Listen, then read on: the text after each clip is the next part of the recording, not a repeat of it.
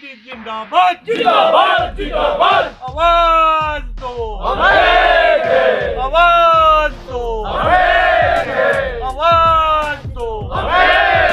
रेणुका जी बांध विस्थापित समिति ने फिर दी मांगे पूरी न होने तक काम रोकने की चेतावनी।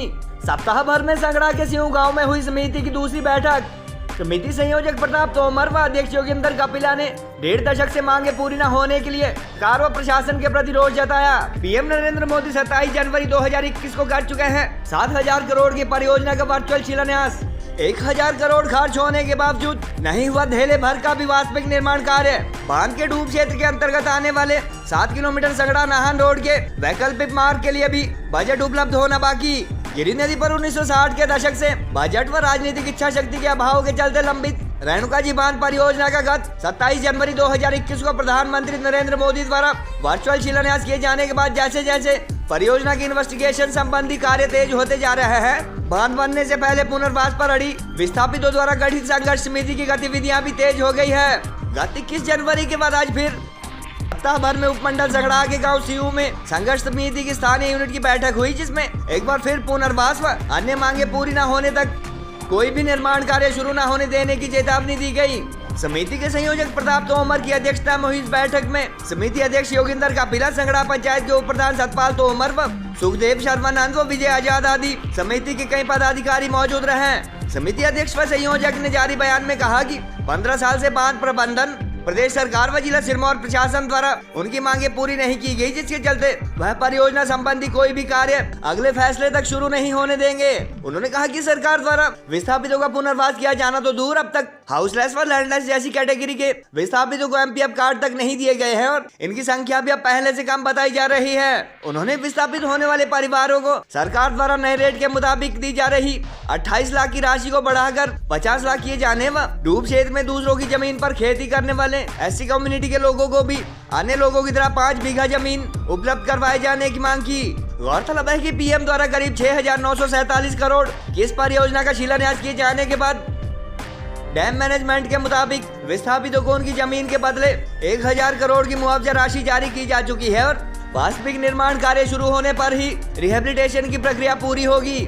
1,000 करोड़ अथवा अरबों का बजट खर्च होने के बावजूद अब तक परियोजना का धेले भर का भी वास्तविक निर्माण कार्य शुरू नहीं हुआ है और क्योंकि प्रोजेक्ट के लिए केंद्र सरकार द्वारा 90% बजट उपलब्ध करवाया जा रहा है, इसलिए संभवतः प्रदेश सरकार को भी इस पर खर्च हो रहे अरबों के बजट की परवाह नहीं है। विडंबना यह भी है कि करीब 7,000 करोड़ के भारी भरकम की इस परियोजना से महज 40 मेगावाट विद्युत उत्पादन होगा, जबकि जानकारों के अनुसार अब तक जितना बजट खर्च हो चुका है उसमें 40 मेगावाट के कम से कम 3 प्रोजेक्ट तैयार हो सकते थे।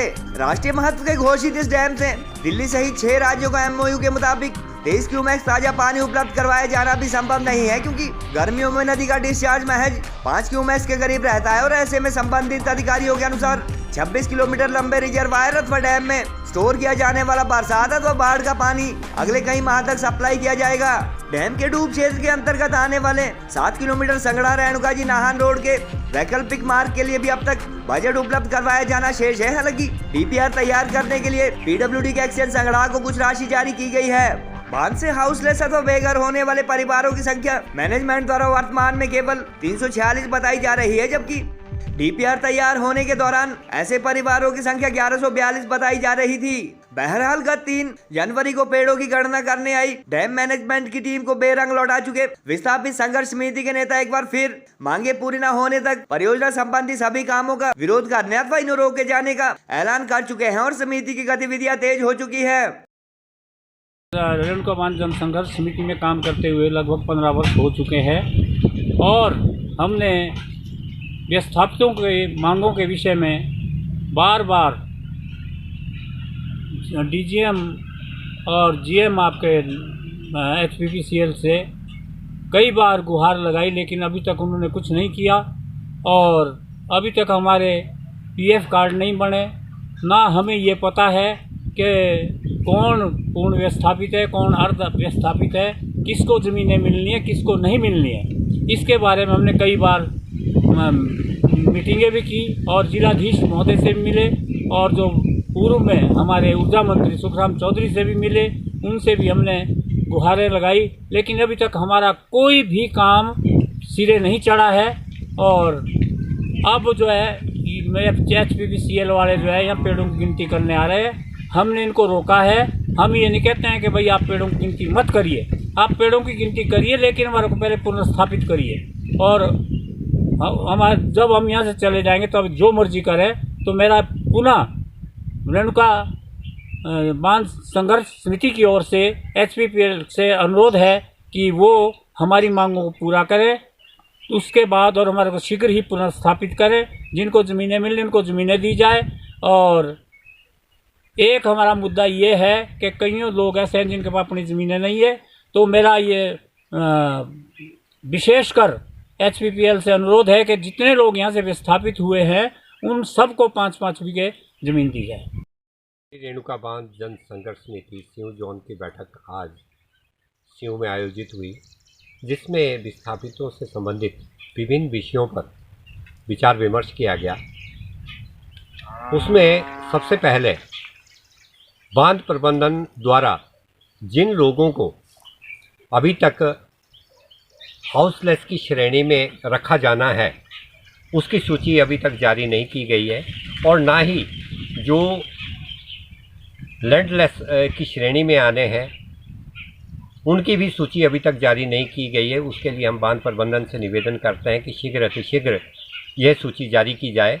और जो बांध प्रबंधन द्वारा मकान बनाने के लिए 28 लाख रुपए की राशि दी जा रही है, संघर्ष समिति निवेदन करती है कि उस राशि को बढ़ाकर 50 लाख किया जाए, ताकि प्रत्येक विस्थापित अपना ठीक तरीके से मकान बना सके।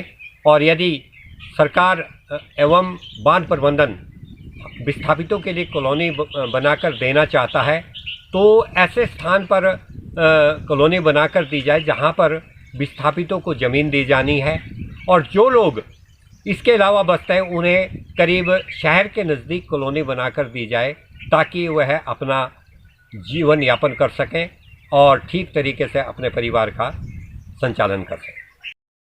कौन भूमिहीन की श्रेणी में आता है और कौन हाउसलेस की श्रेणी में आता है? जब तक अभी तक उनकी जब भी बात होती है कहते हैं कि टेंटेटिव लिस्ट आ रही है। टेंटेटिव का मतलब समझते हैं क्या है? कि आप कॉलोनी में जाना चाहते हैं या मकान खुद बनाना चाहते हैं। और ये एक अंदर खाते की बात भी है कि सबसे पहले MD साहब ने ऑफर दी है कि वो एडजस्ट करना है।